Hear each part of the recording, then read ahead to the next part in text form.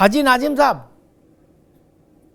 मुख्यमंत्री ने लक्ष्मण रेखा खींच दी कि सारे कागज चेक होंगे, 13वीं शताब्दी से लेके आज तक के सारे कागज चेक कराओ, अगर जमीन कानून सम्मत ढंग से वक्फ की है तो ठीक, और नहीं है तो एक एक इंच, मैं उनके शब्द उद्धृत करता हूं योगी आदित्यनाथ के, एक एक इंच जमीन वापस लेंगे।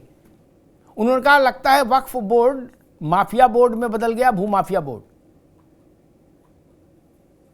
हाँ अमिताभ जी, मेरी आवाज आप सुन जी पा आ रहे हैं? रही आ रही।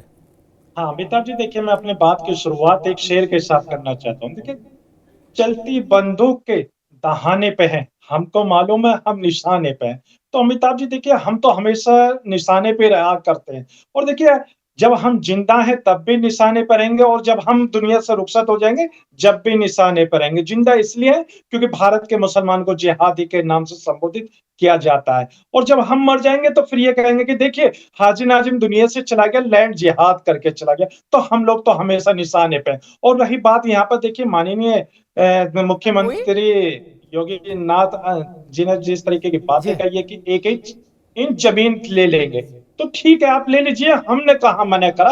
आपके हाथ में पावर है, आपके हाथ में सत्ता है, और आप उत्तर प्रदेश के मुख्यमंत्री हैं, आपको किसने रोका? सारे अधिकार तो आपके पास है, जितनी जमीन चाहे पूरे उत्तर प्रदेश के जमीन सारे आपके अधीन है। लेकिन आप जो एक एक इंच की बात कर रहे हैं, तो हमारा भी अपना संवैधानिक अधिकार है, हम संवैधानिक अधिकार का इस्तेमाल करते हुए संविधान के तहत अपनी एक एक इंच बिल्कुल नहीं देने देंगे। हाँ, अगर वो सरकार हमारी, अगर वो जमीन हमारी नहीं है, वो सरकार के, तो बेझिझक ले लीजिए, हमने नहीं रोका। लेकिन हमारी अगर वक्फ बोर्ड की जमीन हमारे अपने बाप दादाओं के द्वारा वक्फ की हुई है, तो देखिए जाहिर सी बात है उस पे हमारा हक है। और जिस तरीके से अभी आपने कहा कि देखिए योगी जी इस तरह की बात कर रही थी कि सम्मानित व्यक्ति, हम दिल से उनकी इज्जत करते हैं, उत्तर प्रदेश के बहुत अच्छे मुख्यमंत्री हैं। तो देखिए ठीक, माँ यति चेतनानंद भी हमारे साथ जुड़ गए, उनका भी बहुत बहुत स्वागत। हाजी भाई, मसला ये नहीं, मसला ये कि गड़बड़ घोटाला ज्यादा है क्या, कागज कम है, कागज का दिखावा ज्यादा। जैसे अब ओवैसी छोटे आदमी तो है नहीं, ओवैसी ने कहा कि मुरादाबाद के वक्फ नंबर 39A कागज का नंबर है, ये जो जमीन है जामा मस्जिद वाली जहां पुलिस चौकी बन रही, उनने खसरा खतौनी सब बता दी नंबर। क्या अब टाटा फिश हो गया? कल जो अब्दुल समद का झंडा लिए सब घूम रहे थे कि 1920 में महान दानी अब्दुल समद पैदा हुए थे, उन्होंने उतनी जमीन संबल शहर में दान कर दी वक्फ को जितनी जमीन संबल शहर में थी नहीं। उन्हीं के कुलगोत्र के नाती पोते आ गए कल एफिडेविट देके, बोले ना जमीन हमारी, ना वक्फ को दी, ना वक्फ की है, हमसे कोई लेना देना नहीं, चौकी बनाओ चाहे थाना। तो फिर क्या करोगे? फिर तो विक्टिम कार्ड नहीं चलेगा ना मित्र। अब ओवैसी ही उस वक्त पूछ रहे थे कि भारत मुंह कहां दिखाएगा, अब सवाल उठ रहा ओवैसी मुंह कहां दिखाएंगे। यतीमा योगी आदित्यनाथ ने कहा कि भाई एक बार तो सर्जरी करनी होगी, जब कैंसर हो जाए तो कीमियोथेरेपी, रेडियोथेरेपी, दवाएं, इंजेक्शन, इनसे काम नहीं चलता, एक बार तो बड़ी सर्जरी करनी ही पड़ती है, उसके बाद ही रोग ठीक होता है। बिल्कुल जी। देखिए अमिताभ जी, मैं अभी नाजिम खान साहब को सुन रही थी, ये जो जिस तरीके से विक्टिम कार्ड प्ले कर रहे हैं, अगर आप जिहादी नहीं हैं, अगर आपका कोई भी राष्ट्र विरोधी गतिविधियों में आप संलिप्त नहीं हैं, तो यहाँ भारत का मुसलमान बहुत सम्मानजनक स्थिति में रह रहा है। और मुझे लगता है कि भारत में जितना सम्मान मुसलमानों का है और किसी देश में है भी नहीं। जाकर देख लीजिए कि क्या स्थिति है। दूसरी बात रही संपत्ति की, वक्फ की संपत्ति कुंभ में जो माँ का आंचल है उसमें कोई खड़ा हो जाता है और ये कहता है कि 55 बीघे संपत्ति वक्फ बोर्ड की है। तो मुझे लगता है आदित्यनाथ जी ने जो बात कही है सर्जरी की, नाजिम खान साहब एक और बात कह रहे थे कि हमें किसी की 1 इंच भी ज़मीन नहीं चाहिए। तो मैं नाजिम खान साहब से एक बात पूछना चाहती हूँ कि ज़मीन तो भारत की थी, वो वक्फ में कैसे कन्वर्ट हुई सब जानते हैं। वक्फ बोर्ड आया, उसके बाद आप लोगों ने कन्वर्ट करना प्रारंभ किया। आप जिधर उंगली दिखा देते हैं उधर जहाँ भी खड़े हो जाते हैं कहते हैं ये ज़मीन हमारी है। आपने ऐसी कौन सी ज़मीन है जिस पे अपना क्लेम नहीं किया? और हद तो तब हो गई जब आपने कुंभ मेला के परिक्षेत्र में लगने वाले साधु संतों के अखाड़ों पर उंगली उठाते हुए कहा कि हमारी दानवीरता के कारण, हमारे बड़े दिल के कारण ये ज़मीन ये यहाँ मेला लग रहा है या हमने बड़ा दिल दिखाया है। तो मुझे लगता है कि योगी आदित्यनाथ जी का जो भी बयान है वो बिल्कुल उचित है और बिना सर्जरी के कोई भी कैंसर या कोई भी ऐसा फोड़ा ठीक नहीं होता जो नासूर बनने की स्थिति में जा रहा हो। आज वक्फ की जो स्थिति है, जिस तरीके से लैंड पे कब्जा हो रहा है, जिस तरीके से वक्फ अपना क्लेम कर रहा है, वो भारत के लिए अच्छा नहीं है, भारत के सौहार्द के लिए अच्छा नहीं है। और सर्जरी में मुझे लगता है कि किसी को भी कोई दिक्कत नहीं है, जो आपका है वो आपके पास रहेगा, जो हमारा है हमें मिल जाएगा।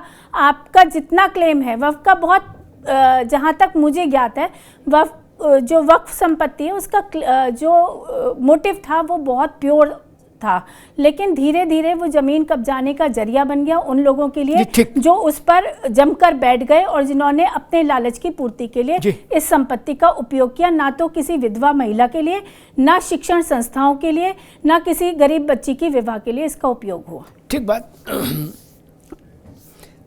3 बड़े धार्मिक समागम हैं विश्व में। दुबे जी आपके पास आ रहा हूं, आज तो हमारे साथ दोनों दुबे जी हैं, समाजवादी पार्टी से भी और भाजपा से भी। 3 बड़े वैश्विक स्तर पर 3 बड़े धार्मिक समागम हैं। एक क्रिश्चियंस का है ईस्टर,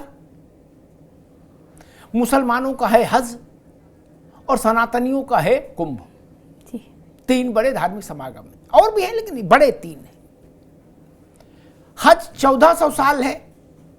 पहली बार जब 50 लोगों के साथ मोहम्मद साहब चले काबा, तो वो वहां से मानते हैं कि हज की शुरुआत वही है, 1400 साल। ईसा चले जिस रास्ते पहली बार अपने शिष्यों के साथ, उसको 1700 साल का टाइम फ्रेम है। लेकिन दुबे जी, कुंभ कब से शुरू हुआ ये तो कहीं है ही नहीं। 2500 वर्ष हो गए गौतम बुद्ध, भगवान बुद्ध को परिनिर्वाण हुए, उनको ब्रह्मलीन हुए, ठीक 2500 वर्ष। उनके एक उपदेश में आता है कि अगर व्यक्ति का स्वभाव उग्र है, क्रोधी, एसके दुबे जी सुन लो, सबके काम आएगा आगे।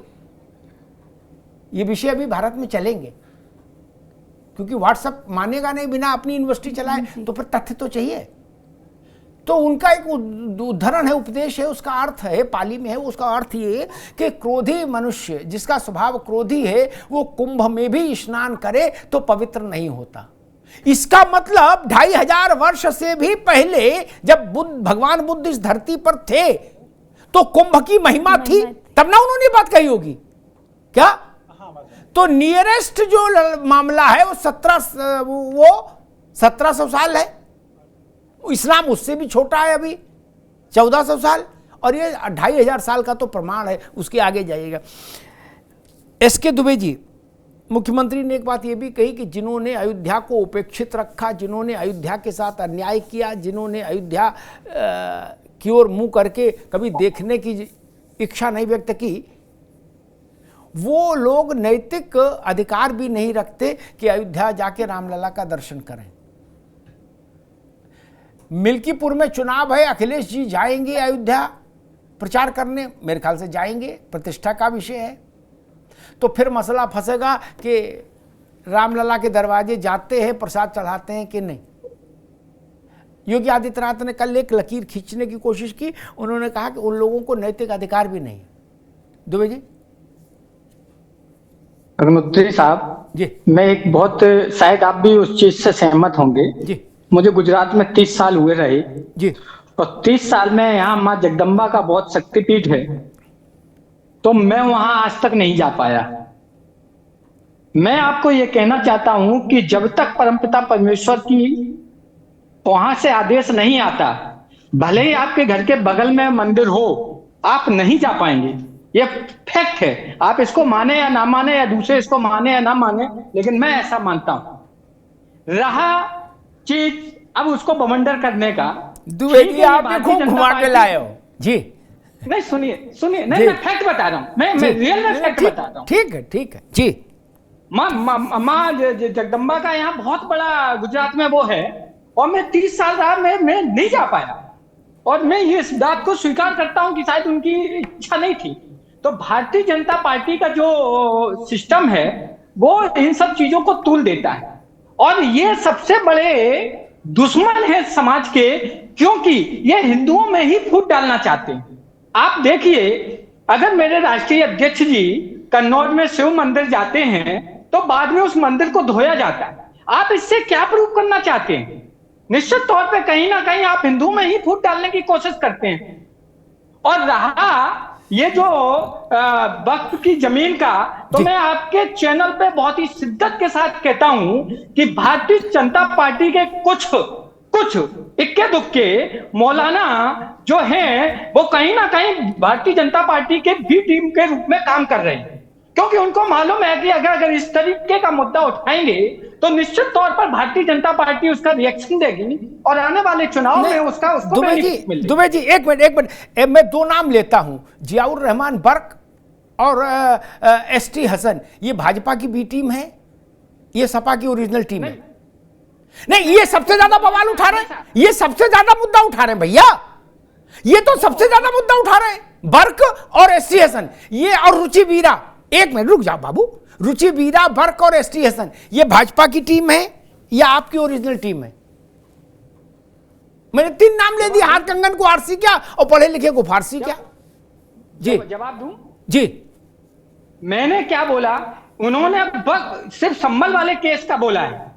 संभल वाले केस में वो भी देखिए, आप संभल वाले केस में जब पहले दिन इंक्वायरी के लिए वो लोग जाते हैं, जांच के लिए, कहीं कोई लफड़ा नहीं हुआ।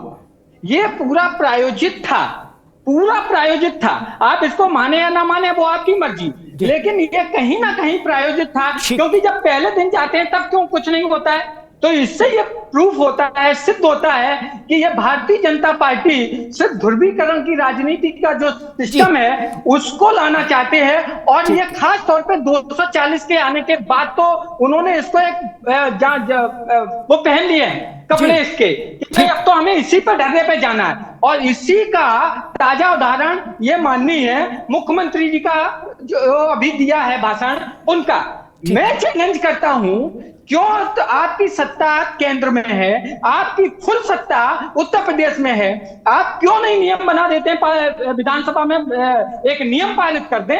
आप में है ताकत? नहीं है ताकत। आप सिर्फ बातों में बगलाकर, आप सिर्फ ध्रुवीकरण कर, ठीक है दुबे जी, अभी रुकना होगा, मुझे दूसरे दुबे जी के पास भी जाना है भैया, दूसरे दुबे जी के पास जाना है, थोड़ा रुक जाओ।